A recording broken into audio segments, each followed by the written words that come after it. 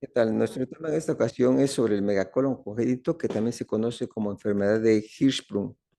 Esta es una enfermedad establecida desde el momento del nacimiento, por lo cual se conoce como, se determina entonces como congénita de un bebé con deficiencia en la transmisión de los movimientos del intestino grueso, que es el colon, que limite como consecuencia su eliminación de su contenido en una forma natural y va a causar entonces acumulación progresiva del material retenido, que al paso del tiempo va a ir deformando el volumen intestinal, generando entonces el incremento de sus dimensiones, que es lo que llega a determinar el otro nombre alternativo de la enfermedad, que se llama megacolon.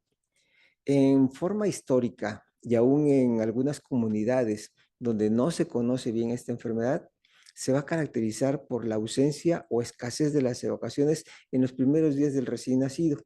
seguidos por la presencia de llanto frecuente e intenso, con aumento del volumen abdominal de manera muy importante en forma progresiva, existencia de vómitos, rechazo al alimento, mal estado general, con rápido deterioro capaz de producir la muerte en los primeros meses de vida. De forma natural,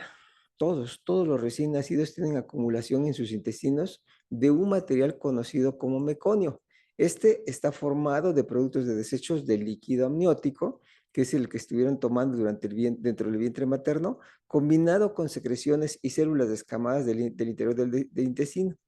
Este material, el meconio, se elimina cuando la activación nerviosa especial inducida en la fase de transición, o sea, en los primeros momentos después de que nace el niño, llega a tener un periodo en el cual llega a tener una estimulación por una sustancia nerviosa, que es la acetilcolina, y por eso se le llama la fase colinérgica,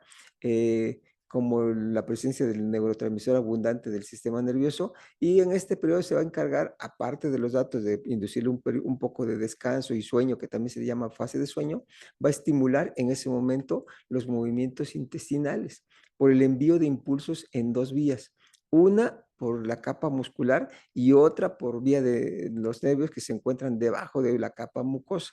favoreciendo así la eliminación del material intestinal que estaba retenido en un periodo variable de 14 a las primeras 24 horas de nacido. Generalmente el promedio es de 18 horas. Esta enfermedad está condicionada por la ausencia del tejido especializado de conducción nerviosa intestinal, que normalmente es parte del sistema nervioso intestinal, que en este caso se le llaman ganglios nerviosos, en la parte más lejana del intestino grueso, que generalmente corresponde al segmento recto del colon, con extensión variable hacia las regiones superiores de ese intestino, que establecen entonces de esa forma su clasificación, tomando como punto de referencia la unión de ese recto con su parte superior del intestino, que por tener una forma de ese se le llama sigmoides. Entonces, en la unión del recto y del sigmoides es el punto de que se toma de referencia y del cual entonces podemos llegar a considerarlo como de tres tipos básicos de defectos: largos, cortos y ultracortos. Las zonas carentes de tejido ganglionar o del nervio mantienen una condición de tipo obstructivo por la contracción predominante ante la ausencia de una estimulación nerviosa que es deficiente. Así, de acuerdo con la extensión de la zona afectada, en consecuencia, se definen las características de las manifestaciones asociadas, siendo las manifestaciones más evidentes o las más notorias en las formas largas, mientras que en las de tipo ultracorto representarán obviamente una dificultad para su identificación en una forma temprana y puede ser motivo de estreñimiento crónico en algunos pacientes a edades mayores. Su frecuencia varía de acuerdo con las poblaciones que se han estudiado, pero en general su frecuencia se ha establecido de un caso por de cada 5,000 a cada 10,000 nacimientos, con una tendencia a aumentar ligeramente por una sospecha mayor y un diagnóstico más precoz, que disminuye la mortalidad sin el diagnóstico. El defecto de segmento corto hasta la unión recto-sigmoidea es 4 veces más frecuente en los varones, que representa hasta en un 80% de todos los casos.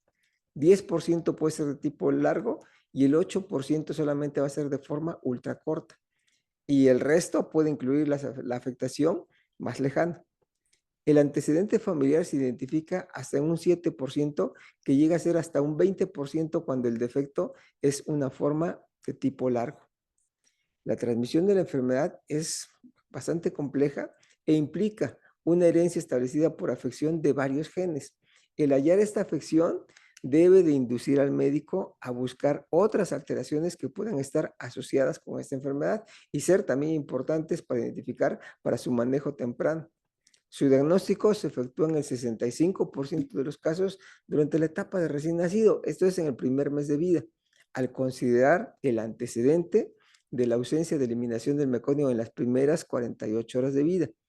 y en el 95% de los casos antes de cumplir el primer año de vida.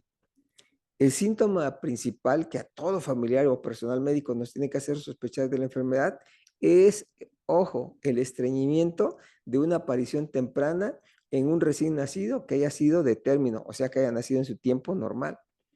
Esa sospecha permite actualmente hacer un diagnóstico más rápido en el recién nacido o en el lactante pequeño y en forma asociada poder establecer su tratamiento correspondiente. El 99% de los lactantes, que se refiere a los niños menores de 2 años y mayores de un mes, eliminan el meconio en las primeras 48 horas de vida. Los prematuros generalmente lo eliminan más tarde, pero esta enfermedad es obviamente rara en ellos. Considerando que solo un 60% de los enfermos eliminan el meconio después de las 48 horas, debemos tener un grado de desconfianza con este simple signo.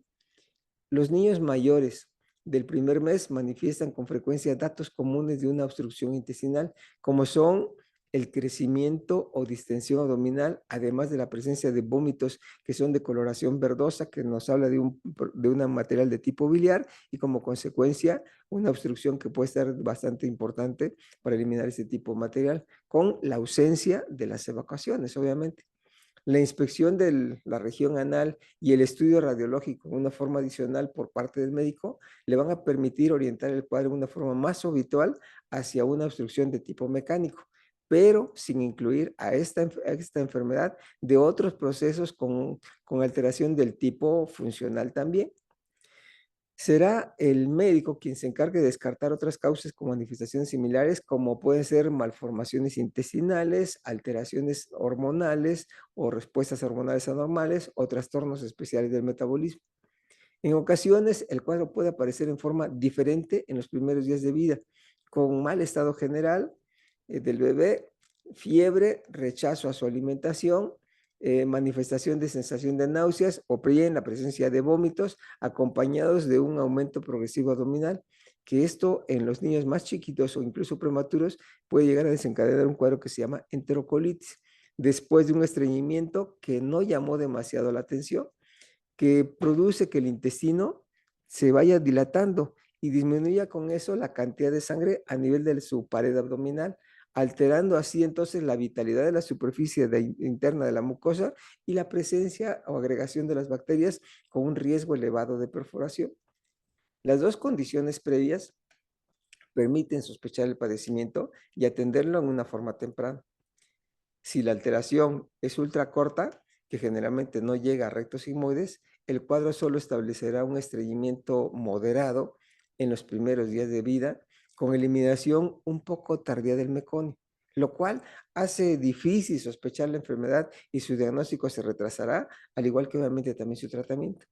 Estos niños, generalmente de variantes ultracortas, muestran dificultad creciente para la eliminación de las evacuaciones, llegando a notarse con el tiempo incremento en el volumen abdominal por la acumulación de las evacuaciones que le va a ir dando el nombre de megacolon por el aumento del tamaño que llega a tener el intestino grueso. Y también este aumento de volumen obviamente se puede extender a todo el abdomen y solo mantiene al lactante inquieto por periodos cortos, llamando la atención que este estreñimiento está presente, ojo, antes del inicio del aporte de alimentos diferentes a la leche, que entonces va a ser antes del inicio del aporte de alimentos sólidos y que se van a acompañar también de náuseas o vómitos ocasionales o también de tipo recurrentes. Como signos a identificar en estos niños para sospechar esta enfermedad, obviamente va a estar el aumento de volumen de la cavidad abdominal con adelgazamiento de su pared, la presencia de una red venosa visible en la superficie o bien congestionada sobre el abdomen, una nutrición deficiente, la deficiencia en su crecimiento, la falta de apetito, que puede ser confundida muy fácilmente como parasitosis por las personas que no tienen experiencia en este tipo de enfermedad. La evaluación médica no debe retrasarse y menos ser motivo para el empleo de remedios caseros o bien de tratamientos antiparasitarios por el riesgo de la complicación letal posible.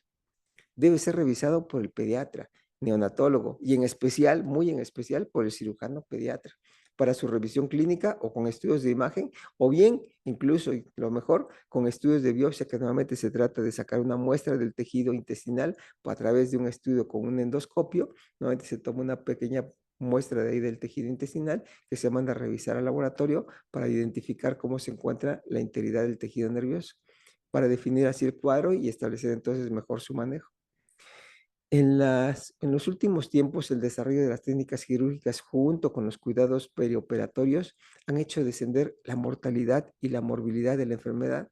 aunque han aumentado casos familiares. Tan pronto como se confirma el cuadro, deberá de preferencia efectuarse el tratamiento quirúrgico después de vaciar las heces acumuladas en el colon dilatado. El procedimiento varía de acuerdo con la edad y las condiciones del paciente, que lo tiene que valorar y lo tiene que comentar en forma personal el cirujano pediatra con los familiares para que estén enterados de cómo se van a dar las características específicas en su hijo. Retirando la zona que está afectada, la que no tiene el tejido nervioso, o sea, los ganglios neuronales, y conectando el tejido funcional al extremo de eliminación, pero esto lo tendrá que hacer de una manera específica y de acuerdo a cada característica especial que valore el cirujano pediatra.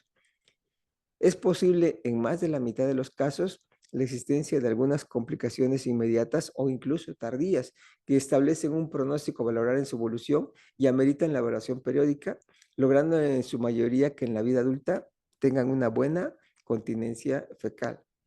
Es importante al nacimiento del bebé estar pendiente del tiempo de su primera evacuación para poder identificar si existe alguna relación en el futuro que nos haga sospechar de esta enfermedad. Así que ese dato también ponga usted mucho interés en llegarlo a documentar.